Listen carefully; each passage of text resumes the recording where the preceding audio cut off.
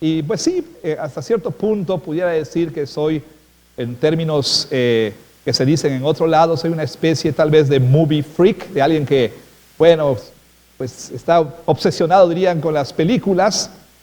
Y eso se debe, como lo he dicho en otras ocasiones, a mi crianza. Yo crecí en un cine y prácticamente, no viví en un cine, pero mi papá trabajaba en el cine y yo crecí ahí acompañándolo, viendo cientos de películas. Así que el séptimo arte está en mis venas y de alguna manera, bueno, lo he transmitido a mis hijos también. Comparto este gusto con mi esposa y algo que disfruto en esta etapa de nuestra vida es ver una buena serie juntos, ¿sí? Ahora bien, si bien me encantan las películas, me encantan las series, pues no es así como que yo vea lo que está disponible nada más por ver por ver, ¿no? Solamente para matar el tiempo. No, me encanta disfrutar de una buena historia. Tampoco se trata de ir al cine y a ver qué están pasando y lo que sea. No, no. Yo no soy un glotón cultural, soy glotón en otro sentido, pero al menos glotón cultural no.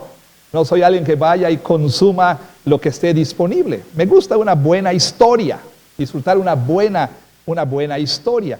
Y algo que he encontrado es que de pronto me siento tan inmerso en la historia que muy a menudo, de pronto mi esposa y yo, así de la nada, empezamos a conversar. Oye, ¿y será que le pasará esto a tal personaje? ¿O tú crees que esto? Y empezamos a hablar de esas personas, ¿sí? De esos personajes, mejor dicho. Empezamos a hablar de ellos y de su vida y de sus situaciones como si fuera algo real. Como si realmente, ¿no? Estos personajes fueran personas reales. Y entonces cuando me encuentro yo tan inmerso en la historia, pues tengo que recordarme, o sea, no seas tonto, esto no existe, ¿sí? Estas son historias ficticias, son historias escritas por algún autor, provienen de la imaginación de alguien, no son historias verdaderas. Y es que las buenas historias tienen ese poder, ¿no? De absorbernos, de llevarnos a ese mundo y ser parte de ese mundo. Y por supuesto, usted quizá, ama de casa, usted hermana, que alguna vez ha visto una telenovela, pues usted sabe que conforme el tiempo avanza, usted se identifica tanto con el personaje que ya se encuentra llorando con ella, sufriendo con esa protagonista, ¿verdad? Enojándose cuando le hacen algo, porque llega a identificarse tanto con esa historia y con esos personajes. Bueno, pero como yo, también usted necesita recordar lo mismo que los jóvenes aquí, lo mismo que los niños aquí, que tienen historias favoritas de las cuales hablan todo el tiempo. Aquí hay algunos en la iglesia que hablan, por supuesto, del anime con tanta emoción. Otros hablan, por supuesto, de otro tipo de historias y lo hacen también con pasión. Bueno, todas esas historias, como le decía a los niños, buenas historias, historias cautivadoras, historias emocionantes, historias apasionadas. Bueno, todas esas historias tienen en común que no son reales, que no son reales, son historias ficticias. Pablo ha predicado a estos corintios una historia, ha proclamado una historia la cual él llama el Evangelio. Aquí en el capítulo 15 les dice, les declaro, hermanos, el Evangelio que les he predicado. Pablo ha dicho que este Evangelio es una historia verdadera. Y él dice, no es una historia que yo inventé, esta es una historia que yo recibí, una historia que yo recibí de Cristo mismo. Este Evangelio es un mensaje que yo recibí y que yo les prediqué. No lo inventé, no proviene de mi intelecto, no proviene de mi imaginación, no. Yo lo recibí y así como lo recibí, así se los he entregado. Y Pablo nos dijo que este Evangelio no es cualquier mensaje, es un mensaje de primerísima importancia. Es decir, de todas las historias ficticias o no, factuales o no, el Evangelio está por encima de todas. El Evangelio siempre debe tener la primera importancia. ¿Por qué? Dijo Pablo a los Corintios, porque este es un mensaje que tiene poder. Esta no es una mera historia.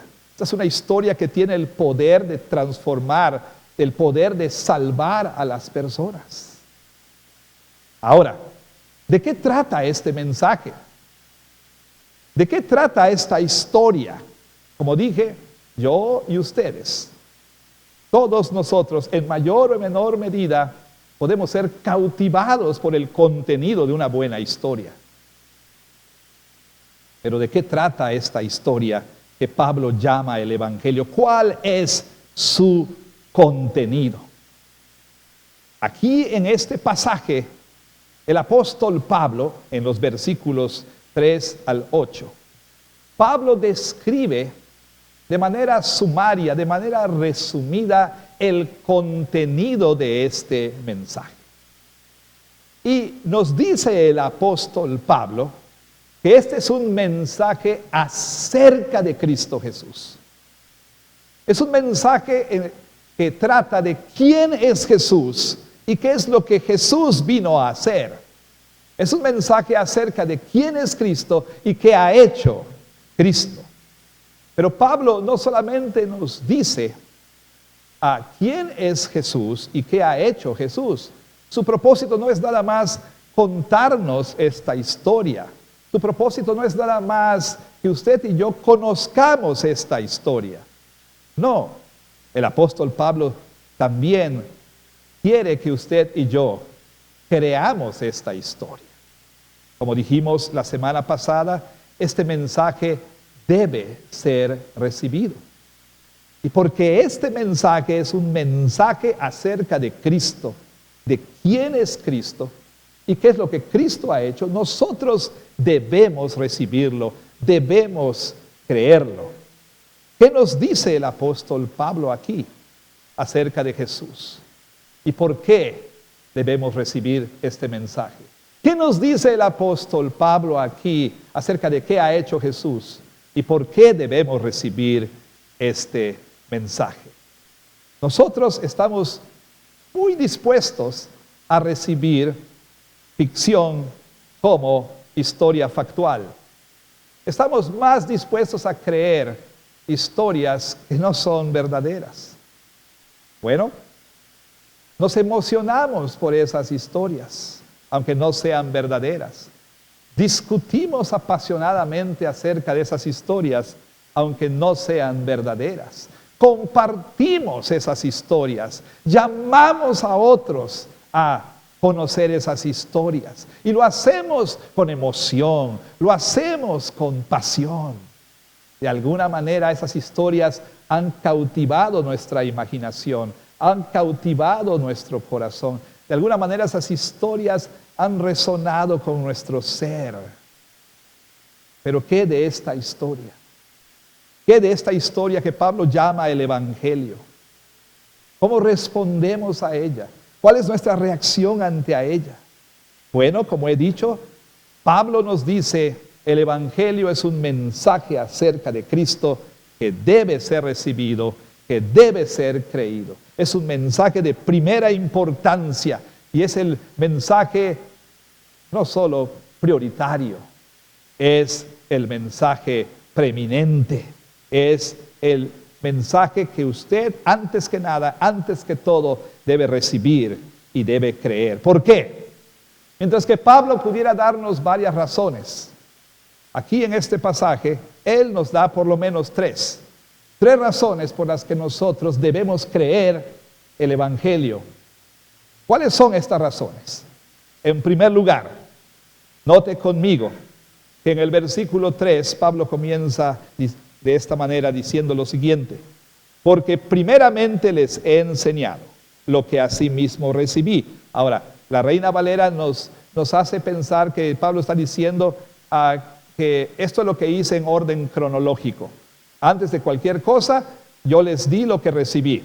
Pero cuando Pablo dice allí, como la Reina Valera lo traduce, porque primeramente les he enseñado lo que asimismo recibí, en realidad está diciendo lo siguiente: porque yo les di a ustedes, porque yo les entregué a ustedes lo que yo recibí. Y lo que yo recibí es de primera importancia, dice el apóstol Pablo. El Evangelio. ¿Qué contiene el Evangelio?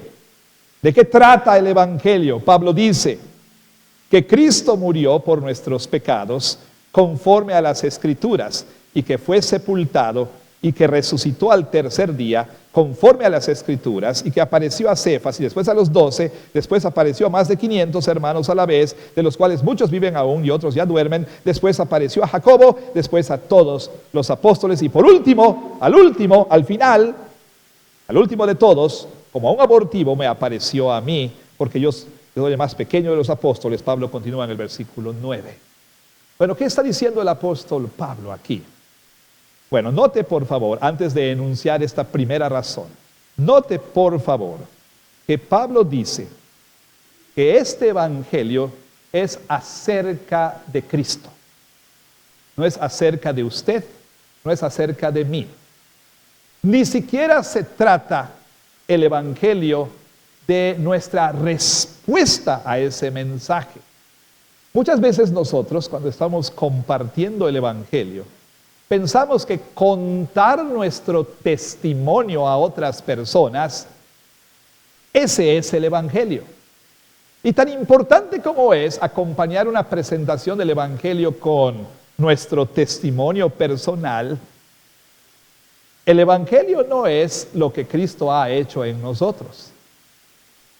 Lo que Cristo ha hecho en nosotros es el resultado, es el producto, es el efecto de este mensaje en la vida de una persona, pero no constituye el evangelio. De manera que si usted le cuenta a otra persona, mire, yo era antes así, pero creí en Cristo y ahora soy así, tan importante como es eso, ese no es el evangelio. Porque el evangelio no es acerca de usted, es acerca de Jesús. Es acerca de quién es Jesús y acerca de lo que Jesús ha hecho. El evangelio trata de Cristo. Y una y otra vez, tanto en los evangelios como en las epístolas, entre ellas las epístolas paulinas, oímos a los escritores decir el evangelio de Jesucristo, el evangelio acerca de Jesucristo. Entonces Pablo dice, este es un mensaje acerca de Cristo. Por eso es que cuando él fue a los Corintios dice, yo me propuse no saber otra cosa entre ustedes, sino a Cristo y a este crucificado. Puede usted no contar su testimonio personal, pero si usted comparte el evangelio, entonces usted habrá evangelizado a la persona.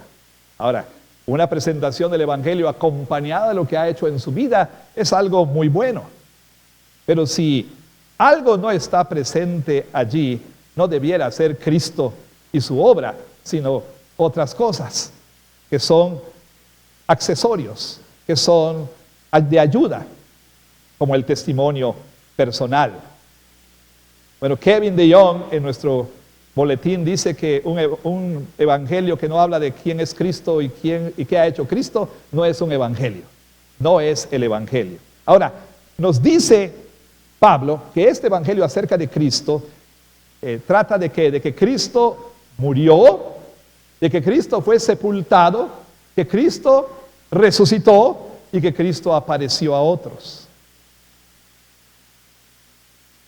Piénselo de esta manera. Pablo menciona 4 verbos aquí, 2 de los cuales, digámoslo así, se refieren a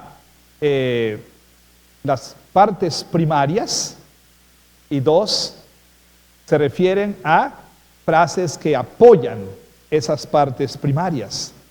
En un sentido, pudiéramos nosotros decir, el evangelio se trata de que Cristo murió y Cristo resucitó. Pero Pablo dice que Cristo murió, que Cristo fue sepultado, que Cristo resucitó y que apareció a otros.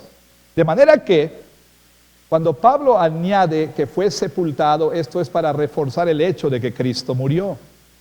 Cuando Pablo dice que apareció a otros, eso es para reforzar el hecho de que Cristo fue levantado de los muertos.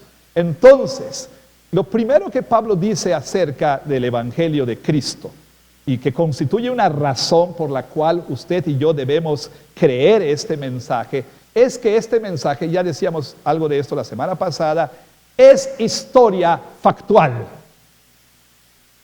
Es decir, este mensaje es un mensaje acerca de hechos históricos, hechos que ocurrieron en la historia. Este no es un mensaje ficticio, este no es una historia, una leyenda, un cuento, una fábula, una fantasía. No, este es un relato veraz, absolutamente cierto, de algo que ocurrió en la historia de la humanidad. ¿Y qué dice Pablo que ocurrió? Que Cristo Jesús realmente murió. Que Jesús de Nazaret fue a la cruz y fue crucificado. Por eso el credo de los apóstoles, ¿sí?, inserta un comentario histórico. Fue crucificado bajo el poder de Poncio Pilato. O sea, la gente puede ir a los registros, a los anales de la historia y corroborar que Pilato ordenó la ejecución de un hombre llamado Jesús de Nazaret. Ahora, comentario aquí. El credo de los apóstoles originalmente fue escrito en griego. Y en griego no hay estas comas que nosotros tenemos. De manera que, alguna vez comentaba esto con algunos de ustedes, un profesor mío me dijo lo siguiente, profesor de Nuevo Testamento, el doctor Simón Kistemaker, me decía, mira, quizá el credo debe ser leído de esta manera: y en Jesucristo, su único Hijo y Señor nuestro, que fue concebido por el Espíritu Santo, nació de la Virgen María, padeció, bajo el poder de Poncio Pilato fue crucificado, muerto y sepultado. Decía, mira, la primera razón para ello es que Jesús no solamente sufrió bajo el poder de Poncio Pilato, toda su vida fue una vida de sufrimiento. Pero aquí hay un comentario histórico para corroborar la veracidad de lo que nosotros creemos. El credo dice, bajo el poder de Poncio Pilato, Jesús fue ejecutado, Jesús fue crucificado. Y no solamente, Pablo dice que Jesús fue puesto en una cruz. Él dice que realmente murió. ¿Por qué? Por eso añade, fue sepultado. Jesús fue puesto en un sepulcro. Vaya, hay quienes dicen, hablan de diferentes teorías, hablan de la teoría ahí del desmayo, que Jesús realmente no murió, sino sufrió allá un síncope, sufrió un desmayo y pensaron que había muerto. Y bueno, como los sepulcros, a diferencia de los nuestros, no eran sepulcros bajo tierra, sino eran cuevas a nivel de la superficie. Bueno, Jesús entonces despertó y dijo, ¿qué hago aquí? Y salió de ahí después, ¿no? Bueno, entre otras historias, también están otras historias más inverosímiles. Pero bueno, Pablo dice, no, él murió y fue sepultado, fue puesto en una tumba. Jesús sufrió una muerte física verdadera.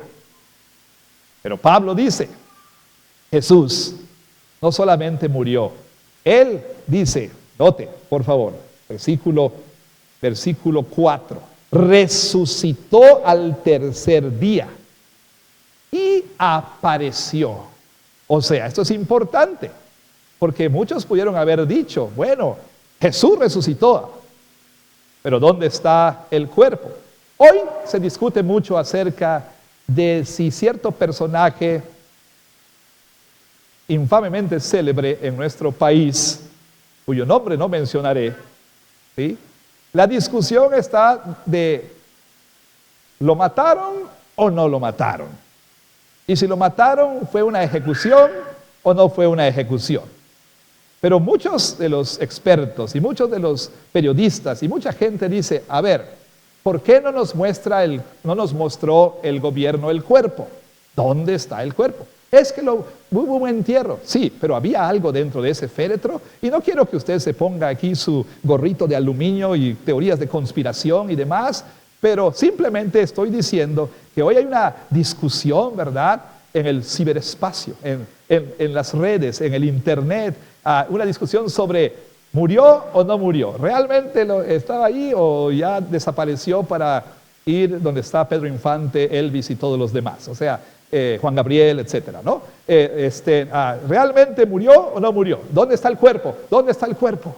Bueno, fíjese usted que cuando Jesús murió, las autoridades religiosas sobornaron a algunas personas, ¿sí? Le pagaron muy bien a los guardias y sobornaron a otros para que contaran una historia después de la resurrección de Cristo.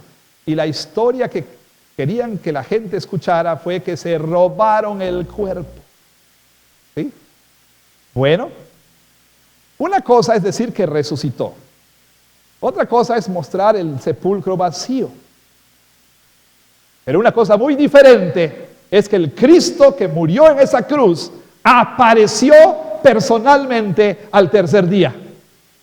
Primero dice, noten por favor, apareció a Cefas, Pedro, el apóstol Pedro, apóstol prominente ahí. Luego dice, apareció a los 12, nombre técnico para referirse a los apóstoles. No empiece usted a hacer las cuentas, pastor no da porque no estaba Judas, ya son 11, pero luego Matías y Pablo, 13. No, es un nombre técnico para referirse a los apóstoles que Jesús eligió, comisionó, nombró, etcétera. Bueno, uno podría decir, bueno, apareció a Cefas, apareció a los apóstoles, claro, por ellos pues van a... No, nos dice también, después apareció a más de 500 hermanos a la vez, al mismo tiempo. Hace algún tiempo algo nos sucedió a un grupo de nosotros, aquí de la iglesia. Fuimos a una especie de retiro a Chuburná y éramos varios. Y bueno, esa noche fue un pasadía realmente. La noche de ese llamado pasadía fuimos a dar un paseo por la playa Chuburná. Y entonces éramos varios, no sé cuántos de nosotros. Todos nosotros vimos algo que si se lo cuento nadie me va a creer. ¿Sí? No me van a creer. Pero ¿sabe usted una cosa? Sé que no estoy loco porque más de 20 lo vimos al mismo tiempo. ¿De qué se trata? Otro día les cuento. ¿Qué? Venimos a escuchar la palabra de Dios, no mis historias. Se emociona más oír de eso que el Evangelio, ¿verdad? Se emociona más. Bueno, el asunto es que varios de nosotros lo vimos y por eso lo creo. ¿Lo viste? Sí. Más de 500 personas, hermanos, vieron a Jesucristo resucitado, vivo. Uno de sus discípulos no creía que había resucitado. Y Jesús se le apareció y le dijo, pon tu dedo en mis heridas, en mis manos, toca mi costado. E inmediatamente él cayó a sus pies y dijo, Señor mío y Dios mío. Que incidentalmente cualquier persona, como dice C.S. Lewis, que diga que Jesús nunca dijo que era Dios, se equivoca. Tomás se postró ante él y dijo, Señor mío y Dios mío, y Jesús aceptó esa adoración. Ahora, Jesús apareció a todas estas personas, y Pablo dice, también apareció a Jacobo, el líder de la iglesia, el hermano del Señor, quien no creía en él tampoco. Digo, no sé si usted creería, los que tienen hermanos, Israel tiene varios hermanos, imagínense que un día Lisandro dice, soy el Mesías, y todos van a decir, Señor mío y Dios mío. No, por supuesto que no. Pero Jacobo fue transformado, ¿verdad? En fin, Pablo dice, después de todos, al último, yo, que soy la pititilla, dijo, o pipitilla, perdón, yo que soy aquí, como decimos en Yucatán, el shish, ¿no? Es decir, el menor de los apóstoles, también apareció a mí. Volveremos a lo que Pablo dice la próxima semana. Apareció a mí. Hermanos, el Evangelio es historia real, factual, ¿sí? Hechos verdaderos. ¿Y por qué importa esto? Hermanos, una historia ficticia, ¿sí? No es una historia, por la cual, que vale la pena que usted dé su vida por ella. O sea, una historia que no es real, una historia que nada más es una leyenda. Por supuesto que no es digna de que usted le apueste toda su vida, deposite toda su confianza en ella. Y es cierto que hay personas en este mundo, quizá usted incluido, ¿sí?, que están más dispuestos a entregar todo lo que son, todo lo que tienen por una historia que no es verdad. Vea usted todos los fans, ¿sí? Vaya usted a uno de estos congresos como el Tsunami y usted va a poder cortar la locura con cuchillo. O sea, gente que cree esas historias y que viaja kilómetros, gastan un montón de dinero, ¿verdad? Venden sus casas con tal de ir a una convención de estas. Historias que no son reales, que al final del día no tienen ningún poder para cambiar la vida de una persona. Pablo mismo dice, si Cristo no resucitó, nuestra fe es absolutamente vana. Somos los más dignos de conmiseración. O sea, somos las personas que debiéramos ser los más dignos de ser el hazmerreír de la gente. ¿Cómo puedes tú estar perdiendo tu tiempo por esto? Si Cristo no resucitó, nada de lo que hacemos tiene sentido. Pero como Cristo está vivo, como Cristo resucitó, eso cambia todas las cosas. Por eso importa que esto sea verdad. Por eso importa que el Evangelio que creemos sea historia factual. Le pregunto a usted, pregunta llana y simple, pero profunda. ¿Verdaderamente cree que el Evangelio es una historia acerca de cosas que realmente ocurrieron? ¿O piensa usted que el Evangelio es un cuento que la historia ha inventado pues para controlar a las personas o para dar algo de consuelo a los abuelitos cuando ya están viejitos y cuando están enfermos? Una historia muy bonita para contarle a los niños. Algunos dicen, mira, la verdad de las cosas es que al final del día no importa si es verdad o no es verdad, si resucitó o no resucitó. Lo que importa es que la gente sea inspirada a ser mejores personas. No, para Pablo sí importa. No sé cuántos dicen, y hablando de películas, no sé cuántos ustedes saben esto, hablando de películas. En la película Señales, ¿sí?, Mel Gibson ofrece algo de consuelo a su hermanito, quien le pedía algo de consuelo. Mel Gibson hace el papel de un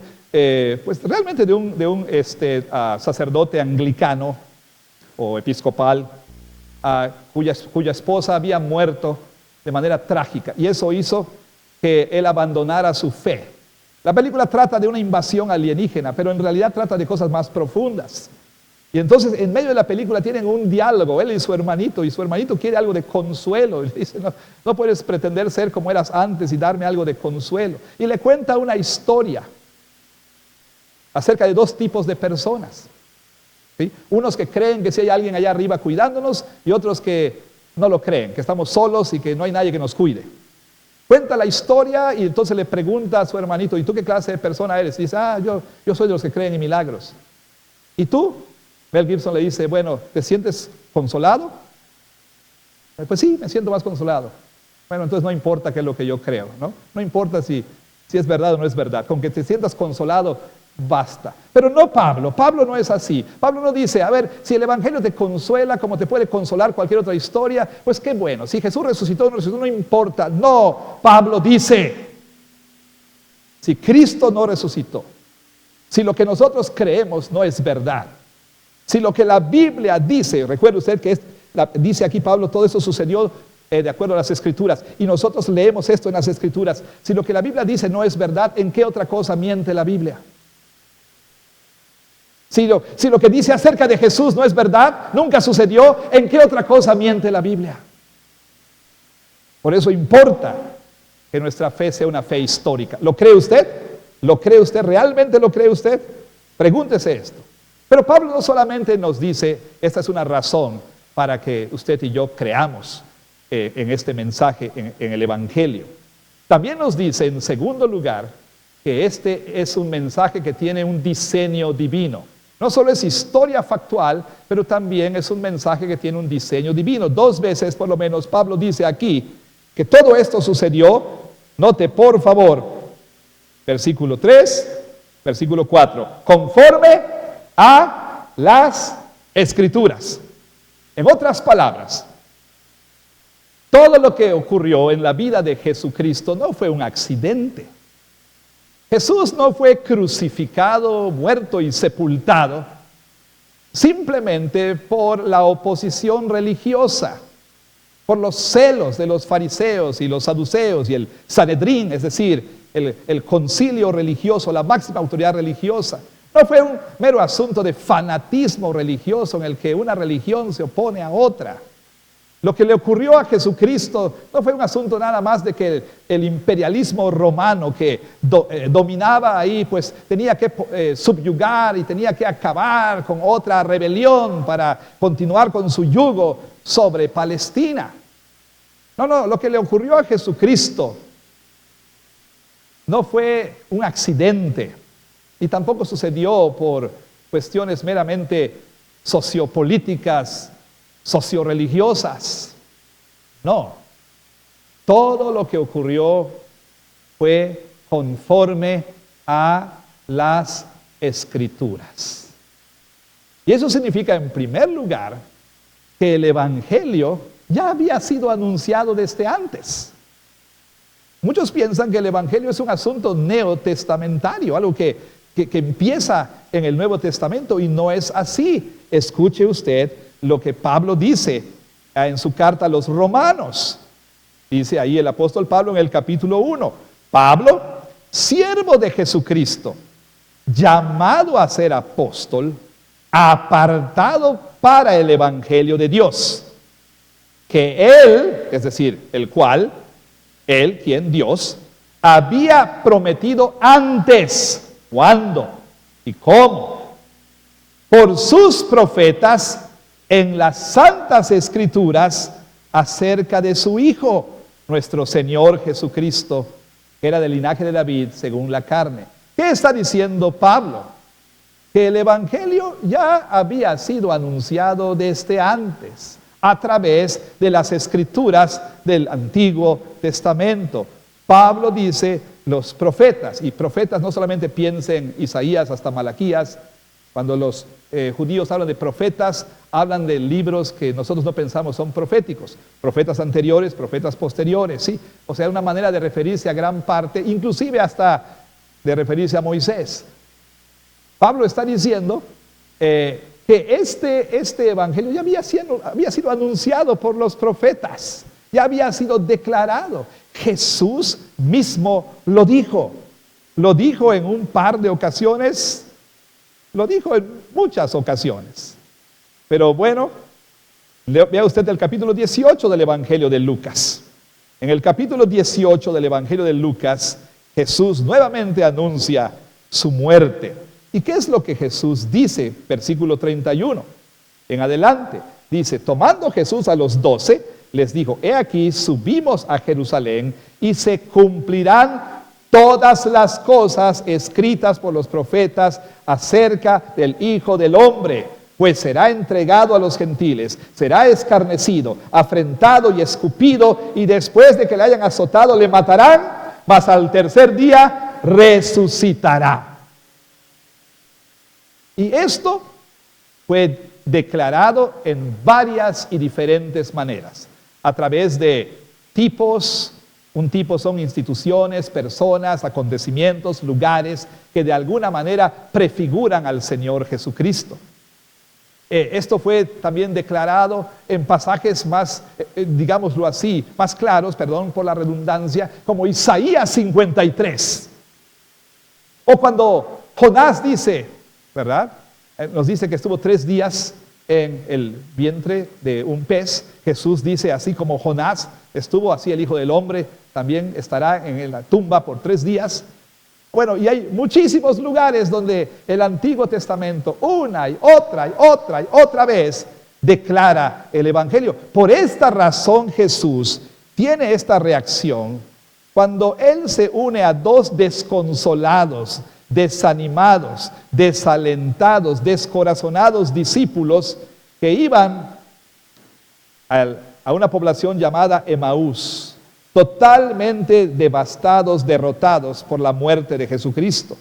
Ellos iban hablando entonces de que ellos esperaban que Él fuera el Mesías. Jesús, pretendiendo que no sabía lo que había ocurrido, Él les dice, ¿qué cosas son estas? Y ellos les dicen, ¿eres el único que no tienes Facebook? ¿Eres el único que no tienes X? ¿No te has enterado de estas cosas? Jesús, aquel que pensábamos que sería el Mesías, varón aprobado, y empiezan ellos a hablar. Y entonces dice, pero ya son 3 días de que esto pasó, y la verdad, pues, una vez más, andamos sin esperanza.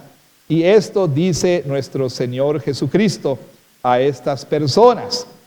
Vea usted versículo 25. Entonces Él les dijo, oh insensatos y tardos de corazón para creer todo lo que los profetas han dicho. ¿No era necesario que el Cristo padeciera estas cosas y que entrara en su gloria? Y comenzando desde Moisés y siguiendo por todos los profetas, les declaraba en todas las escrituras lo que de Él decían. Les declaraba en todas las escrituras lo que de Él decían. Dios es el autor del Evangelio. Dios escribió el Evangelio.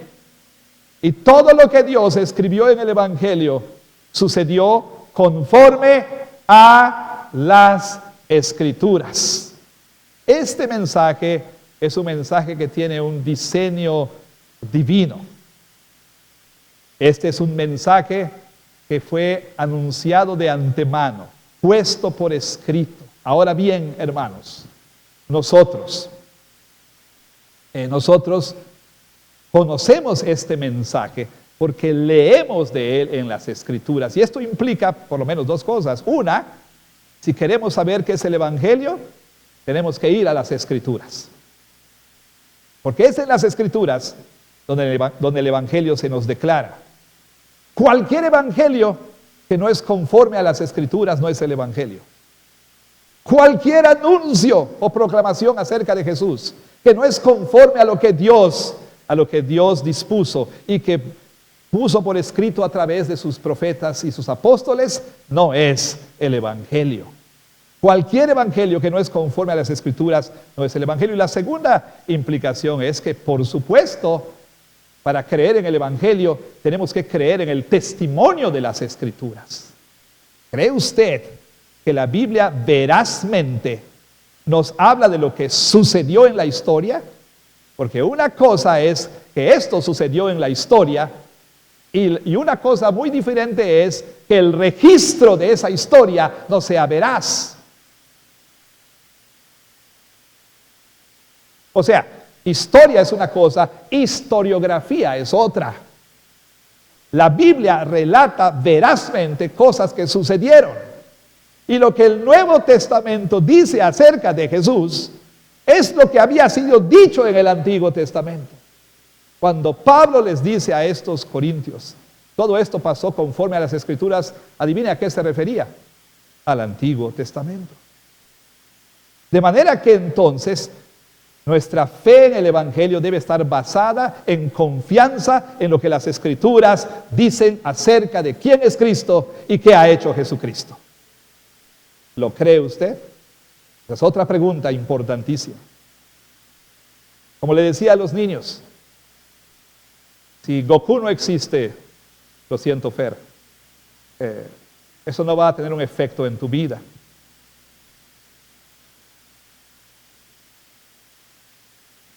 Pero si Jesús existe y lo que se dice acerca de Él, quién es Él y qué hizo es verdad, esto tiene grandes implicaciones. Si no crees en Goku, pero si no crees en Jesús, entonces eso es algo muy diferente. Pablo nos ha dado dos razones ya. La primera de estas es que el Evangelio es historia factual. La otra es que este es un mensaje que tiene un diseño divino. Y en tercer lugar, el apóstol Pablo nos da otra razón para creer en el Evangelio. Usted habrá notado que me salté algo aquí. Vea qué dice el apóstol Pablo.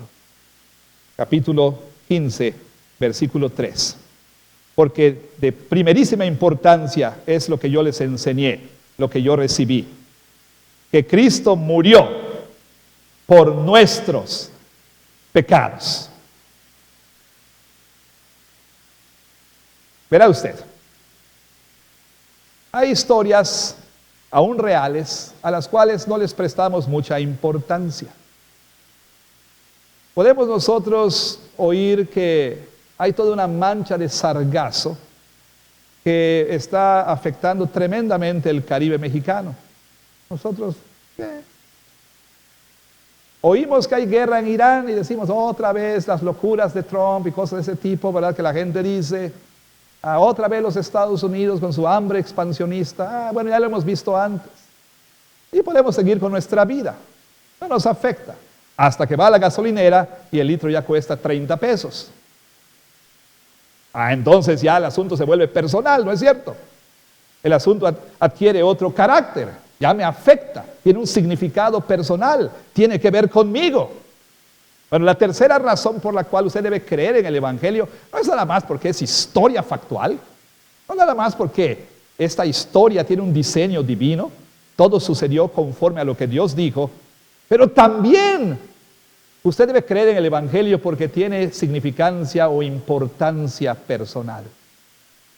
Es un mensaje de significado, que tiene un significado personal, una importancia personal. Porque este Evangelio, si bien en primer lugar no es acerca de usted, el Evangelio también tiene que ver con usted. ¿Por qué? Porque en este Evangelio se nos dice la verdad acerca de quiénes somos. ¿Y quiénes somos? Somos pecadores. Es decir, este mensaje comienza con malas noticias y nos dice que usted y yo somos pecadores justamente condenados por un Dios santo, por un Dios recto. Ahora, muchos hablan de que nosotros somos gente quebrantada.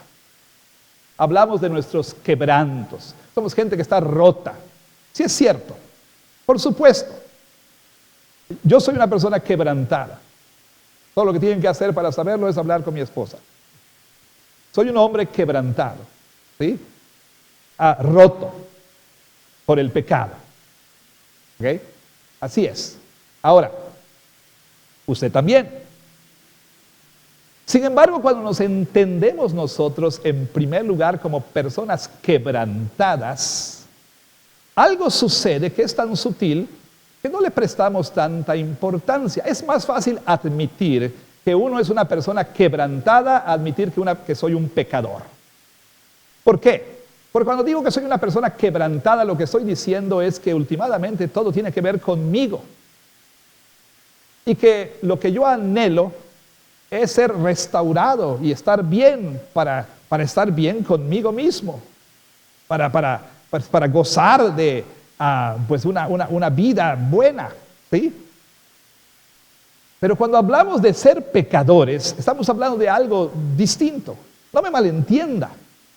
Ciertamente, el estar quebrantados es parte de lo que significa ser un pecador. Pero en primerísimo lugar, yo le pido que escuche usted esto con toda atención.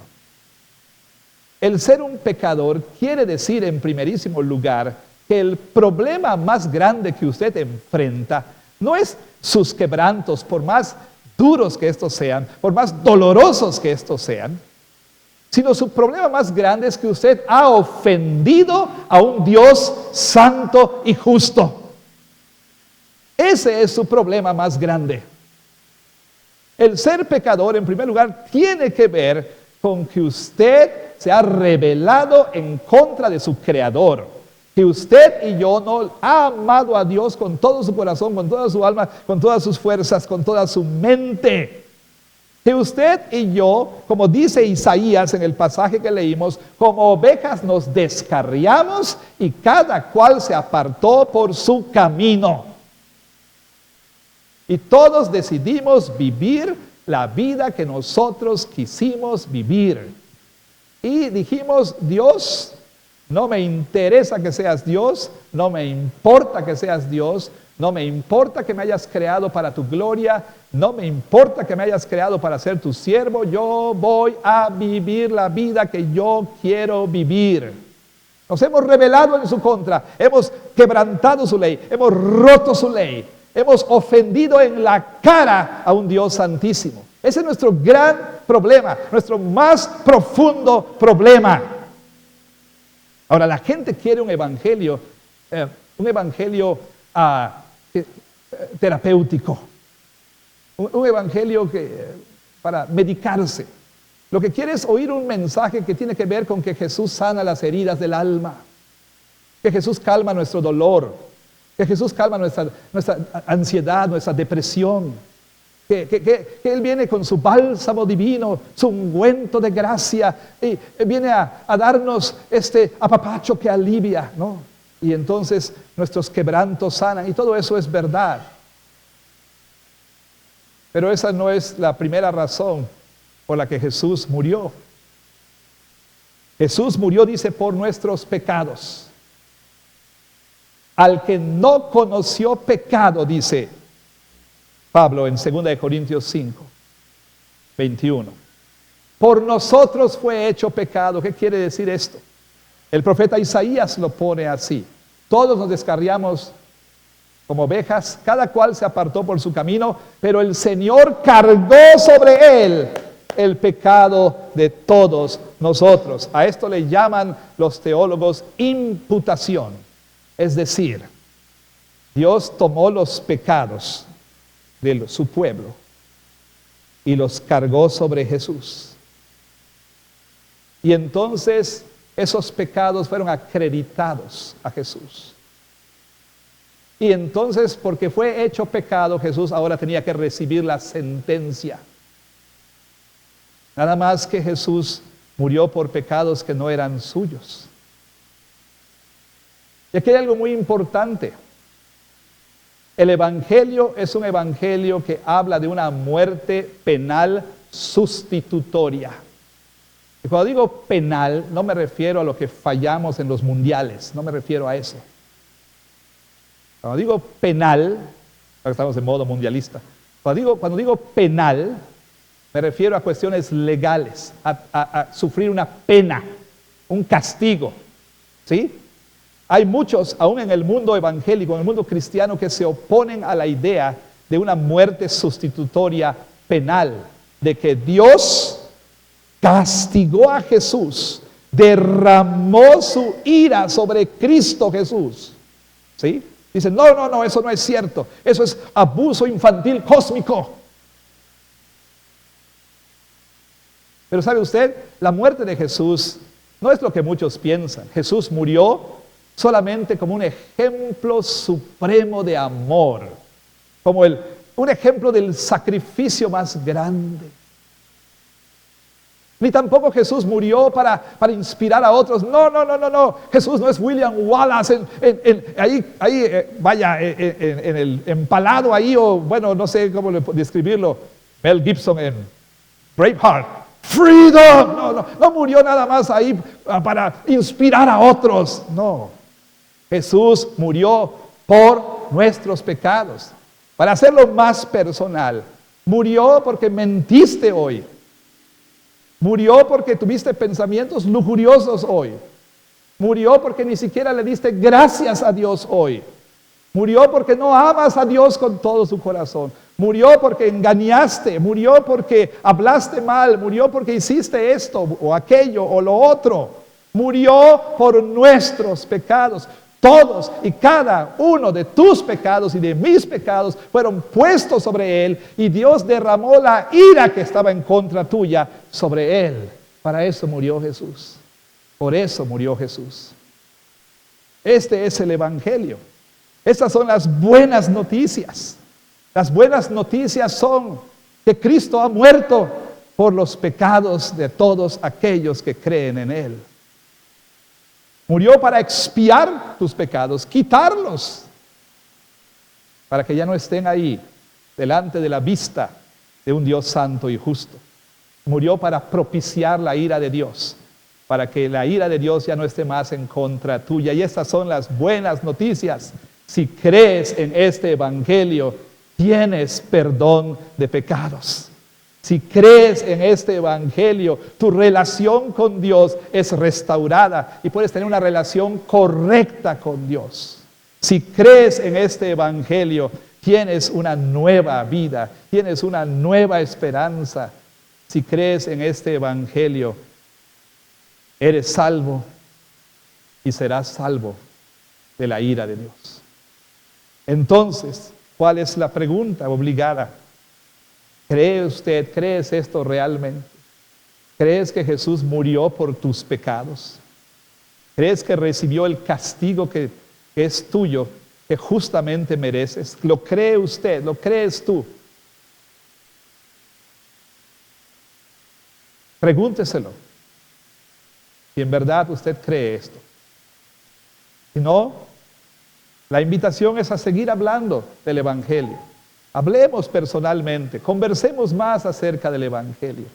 Pero si usted creyente cree esto, usted puede descansar en la seguridad de que sus pecados han sido perdonados, porque Cristo murió por ellos. Porque Cristo murió por ellos. Bueno, Pablo nos da estas 3 razones para creer en el Evangelio. Nos ha dicho, esta es una historia verdadera.